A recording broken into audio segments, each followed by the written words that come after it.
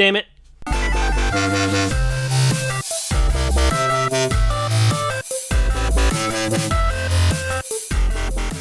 Welcome back to another episode of Let's Play 1001 Games. I'm your host, Gaming Jay, and today we're hopping into the beautiful, magical, mystical world of Snake on the good old Nokia 3310 phone. This is... wow. I mean, we have played a lot of different systems in this little quest of ours to try all the games in the 1001 Games book, but this is definitely a system I never thought would be in the book. I mean, it makes sense. It makes sense. Snake is kind of an iconic game. The book actually says that Snake is up there with Tetris, but I have to disagree. Although I do agree that Snake is a pretty timeless game, I don't think it's up there with Tetris. I think Tetris is sort of the cream of the puzzle crop, and Snake here is not bad. It's a good puzzle game, but I mean, Tetris... That is just such high praise. Oh, we lost. Okay. So as you can see, the goal of the game is to grow a little snake. Oh, God, we lost again. You basically just sort of move around collecting whatever these thingies are, these stars, and you eat them, and your snake gets longer and longer. So this is a game about a slowly engorging snake. Take that for what it is. Damn it. Died again. You have to be, like, really fast when you're near the edges here. So this game was basically on absolutely everybody's Nokia phone. And back when I was in university, everyone had a Nokia phone. There was no such thing as iPhones, no such thing as Androids. There was no touchscreen devices. If you had a BlackBerry, you were rich and a bit of a douche. And most people just had cheapo Nokia phones with this sort of green and black kind of dot matrix display. Kind of looked like a Game Boy display, only it was far less good. Didn't have D-pads or anything, so it's like to control this game, you would press usually the numbers on your phone, like 4 and 6 to go left and right, and like 8 and 2 to go up and down, respectively. So it's sort of like clicking on like a very primitive phone. But you know what?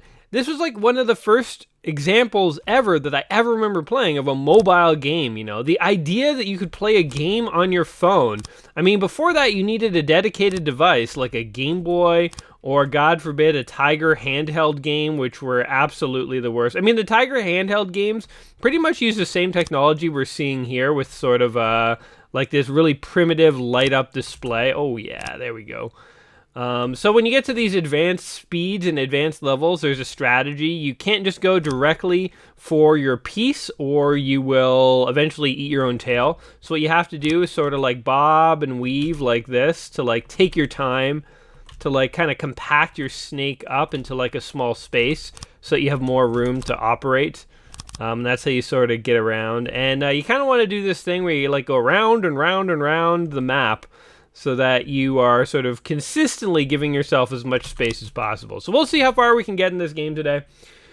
Snake here is based off of a 1976 arcade game called Blockade, which actually sounds like almost a more interesting version of a game than Snake here, because Blockade was a multiplayer game. There were two people controlling snakes, and they had to go around on the battlefield like this, and they could kill each other. So the way you die in this game is if I touch my tail, if I touch any part of my snake, I die. Or if I touch a wall, I die. So that's how you die in Snake here. Oh my God.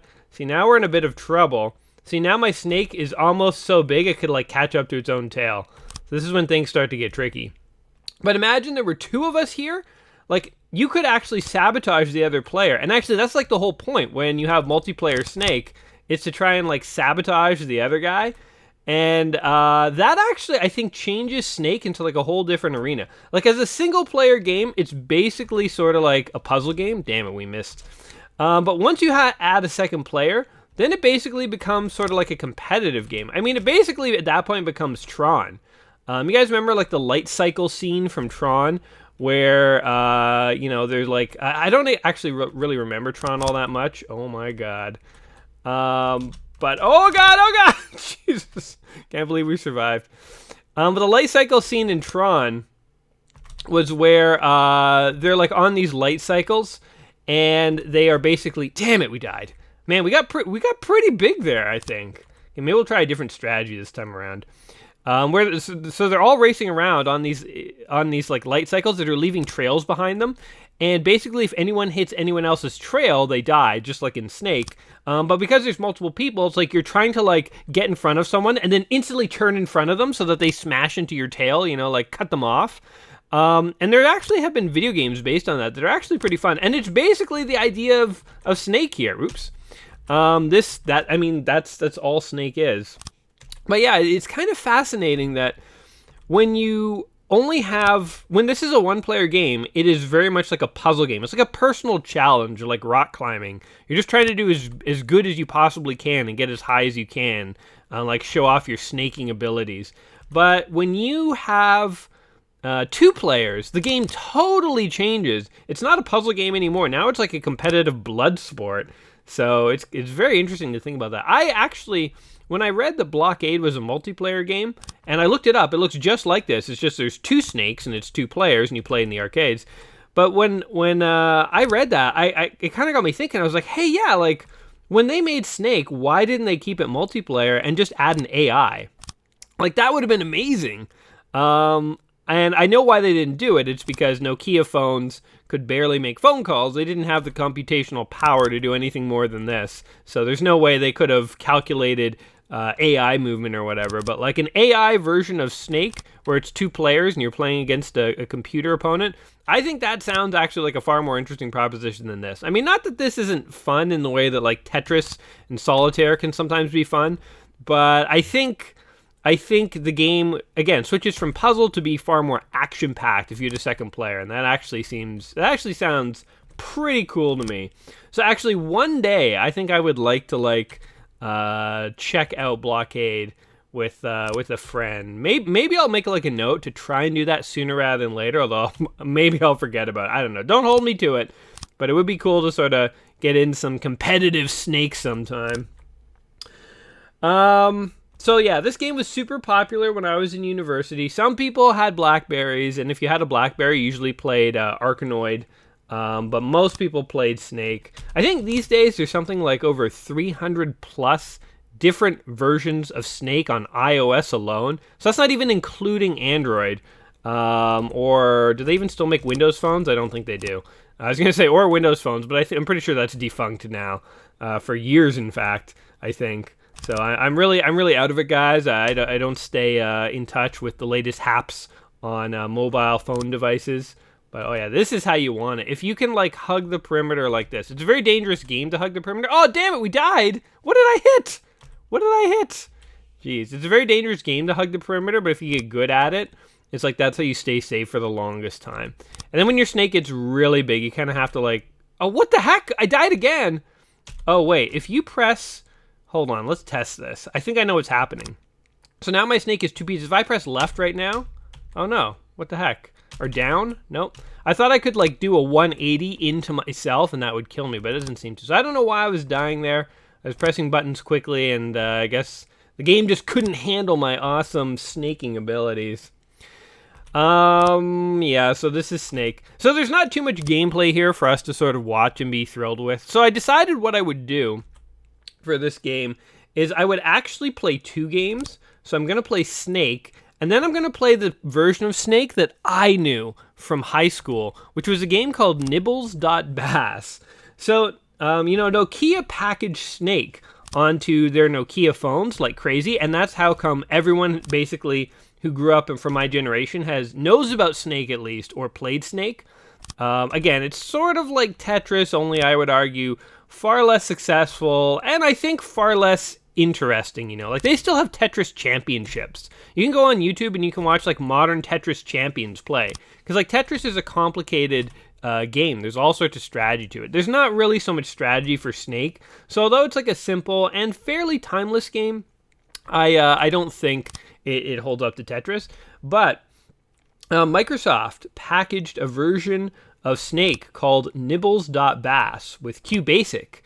And that was actually the version of Snake that I played. So, I mean, it's very similar to what Nokia did, like Microsoft just made it so widely available that any kid who had DOS and messed around with QBasic basically played Nibbles. But the Nibbles name, by the way, so the next time we die, we'll switch over to Nibbles. But the Nibbles name, by the way, comes from Nibbler. So not only so Snake came from Blockade, and Blockade also gave rise to like the Tron light bikes, but it also gave rise to, man, we totally missed that one. It also gave rise to all sorts of copycats and clones. I think there was like Bigfoot's Blockade was like the first clone that came out the year that Blockade came out. But then shortly thereafter, a game called Nibbler came out, which is basically just like this, except there's actually a maze, so there are walls and stuff in the interior here. And pellets don't appear randomly. The pellets are pre-distributed sort of in the maze, so it's kind of like Pac-Man meets Snake.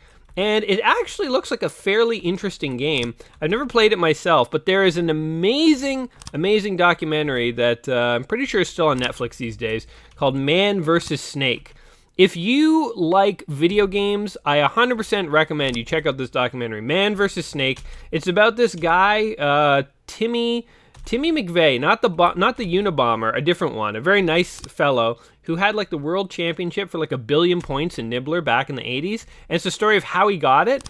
And then somebody else has basically taken the billion point sort of record from him now, and he's like older and he's like middle-aged, and you know he's got like a bad back and stuff, but he's fighting for that billion point record again. So it's just this awesome documentary about this like old gamer coming out of retirement, and he's like the nicest guy, and he just wants to like achieve something, and it is literally one of my favorite gaming docs. So like if you haven't seen Man vs. Snake, I definitely recommend you check it out. Anyway, we died, and as I promised, we're going to go ahead and switch over to Nibbles.bas, which is the version of Snake that I was familiar with. So let's check it out. All right, so here's the QBasic Nibbles.bas. Oh, just seeing this like blue and white screen brings me back. So this is actually the source code for Nibbles. So QBasic, whenever you loaded a program, you loaded up the source code. It didn't compile anything. I don't even know if you could compile stuff. But yeah, here's all the code for Nibbles. So if you want to take a few screenshots, you can go ahead and recreate it. I mean, it's literally only a handful of screens. It's like look at that. Like it's what, 5 screens, and half of it is comments. So they define the snake. There's like an object to define the sort of a bit more information about the snake. There's stuff for how to draw the arena, how to present scores, a bit of constant information. There's a main game loop and some keyboard commands, and like that's literally it. So there you go. If you wanna make Nibbles, that's how you do it. So without further ado, let's go ahead and start this thing. QBasic Nibbles from the Microsoft Corporation, 1990. Nibbles is a game for 1 or 2 players. See, even this had 2 players, and I actually, oddly enough, don't remember ever playing this with a friend, but damn, like this really makes me want to like find a friend and do like a Blockade/Nibbles follow-up. I guess I'll have to make a friend sometime soon. Okay, so run into walls. The more numbers you eat up, the more points you gain, and the longer your snake becomes. Again, this is a game about a slowly engorging snake. You take that metaphor for what it is. How many players? Only 1 today. Skill level: 1 novice, 90 is an expert, and 100 is a twiddle fingers. Let's start at 1, but like when we die, I want to see what twiddle fingers is like. Game speed, increase game speed during gameplay. Sure, let's do that. And you can do monochrome or color. Let's do color. And off to the races we go. Push space. So it looks basically just like Snake. In fact, I would argue this looks a little better than the Nokia Snake. I mean, again, the Nokia game was on like a sort of like dot matrixy style display. I forget the name of it, but it's sort of like those old Tiger Electronic game displays where it's like all the possible graphics that could be shown on the display are sort of burned into the display, and basically the way the display displays things is just lights up certain parts of the display. And I'm pretty sure that's sort of the technology behind the Nokia phone. It's hard to describe, but it's kind of like an old Tiger Electronic handheld. Oh, we really messed that up, eh? Like that 7 is really locked in. CC sort of bob and weave and bob and weave. I think this version, your snake tail grows a lot longer, a lot faster. Oh God, we missed that.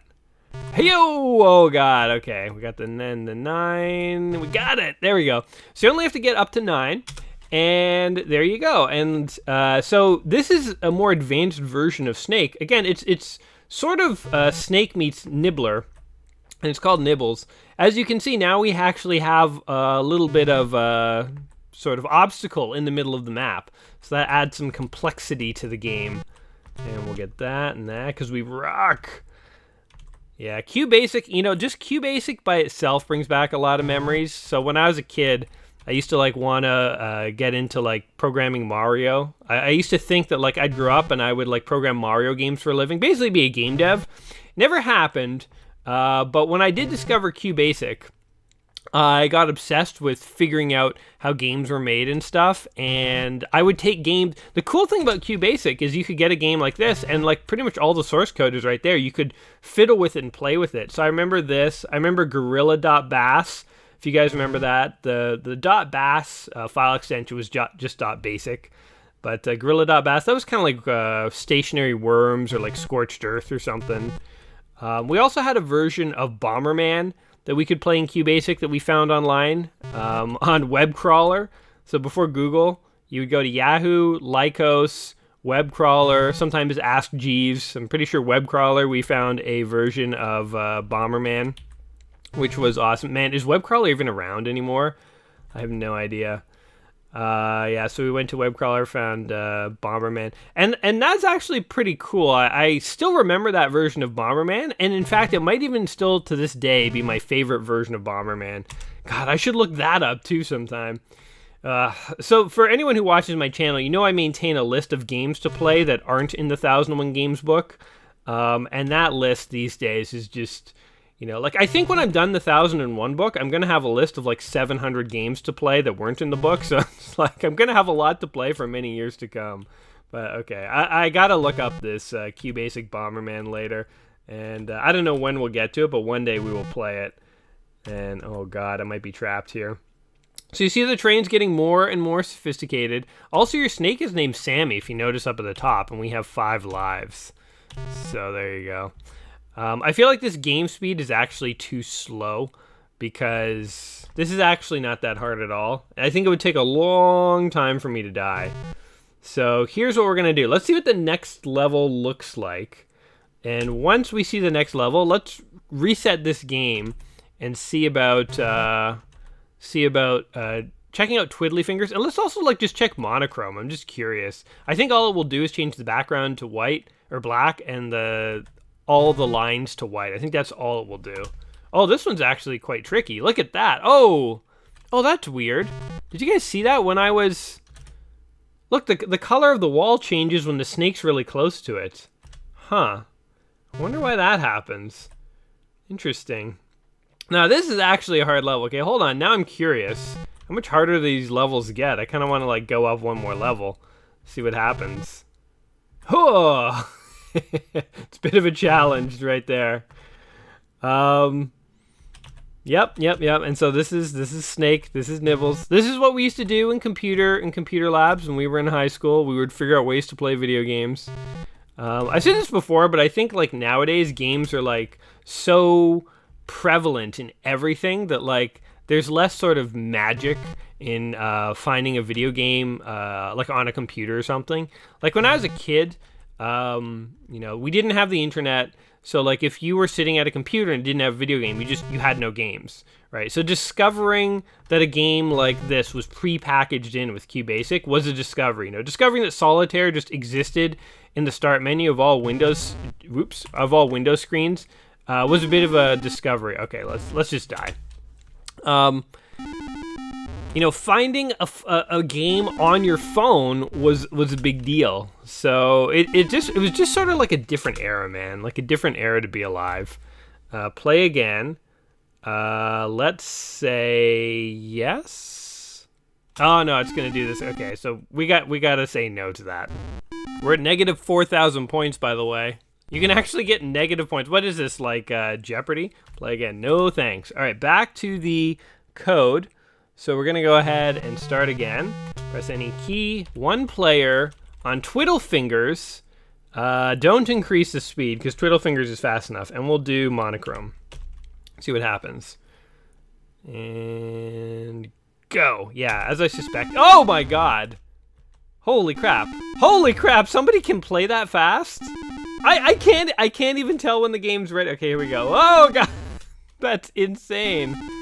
Oh my god, that's a joke. Hold on, try that one more time. Go, my god! Like I don't even have time to figure out what direction I'm facing. Oh my god. Okay, try again. Okay, try one more time. Oh my god, we can't even get 1 point. We can't even get 1 point. Okay, forget that.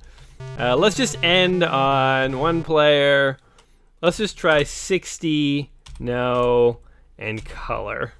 We'll wrap up on this level of gameplay. This should be pretty good. I'm sure even this is fast. It's not even that fast. Oh, whatever. Anyway, Snake here, also known as Nibbles. I mean, there's so many different variants of this game. I've just shown you 2 today, but you could go and you could find 1,000 different variants. Again, there's 300 different versions of Snake on the iOS alone. Snake was on the TR-80 or the TRS-70 or 60 or something like a really old computer.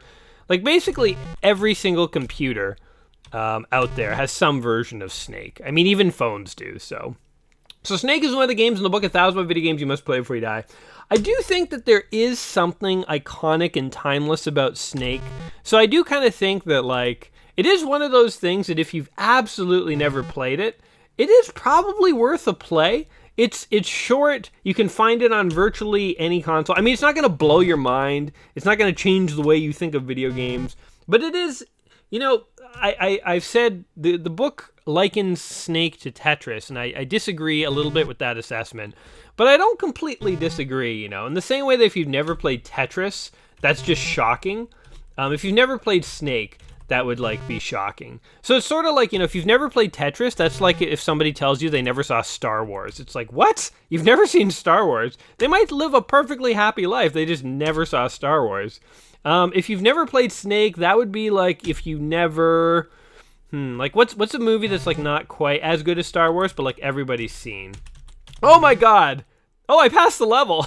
I was dead. Did you see that? I had, like, woven myself into a no exit scenario.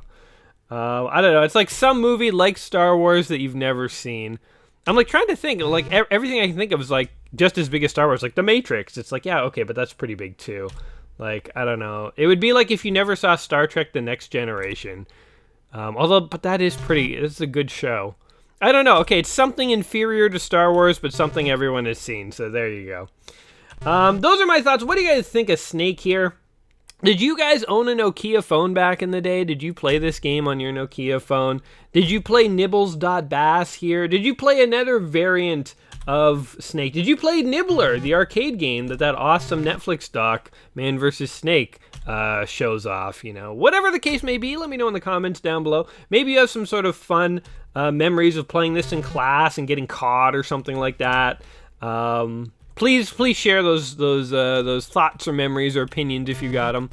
And yeah, whatever. As always, guys, whatever you think of the game, hopefully today has been entertaining. Hopefully I've regaled you with some interesting stories and trivia. If that is true, don't forget to like the channel and subscribe so that you remember to come back. Because as I say, we have not only do we have the 1,001 Games Quest to look forward to, but as I say, I have about 700 plus other games to play. So we've got games aplenty. We're not going to be running out of games to play anytime soon. So there will be more videos, and you don't want to miss out on those. Anyway, guys, until next time, you all take care of yourselves. Enjoy growing your snakes to inhumanly long lengths, and otherwise, peace. Damn it.